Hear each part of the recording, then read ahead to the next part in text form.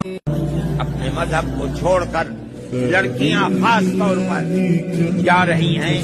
ہم یہ سمجھتے ہیں کہ مذہب ایسی چیز نہیں ہے کہ آدمی جس وقت چاہے مذہب کو تبدیل کر دے.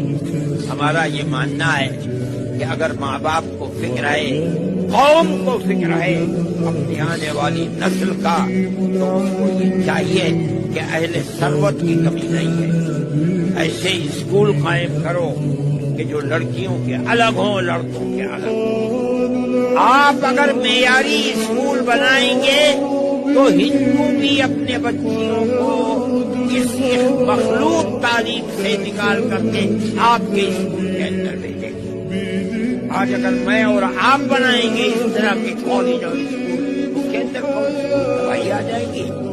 لیکن مسلمان کا حال یہ ہے کہ وہ شادی بیاہ کے اندر 10-20 کروڑ روپیہ ایک ایک آدمی خرچ کر دیتا ہے، لیکن قوم کی پریشانی کا خیال نہیں رکھتا. آپ حضرات اس کو ایک پالیسی بنائیں، لڑکوں کے الگ، لڑکیوں کے الگ اسکول بنائیں. اسکولوں کے اندر آپ تعلیم دیں، بچے کو یہ بتائیں کہ وہ کس دھرم سے تعلق رکھتا ہے.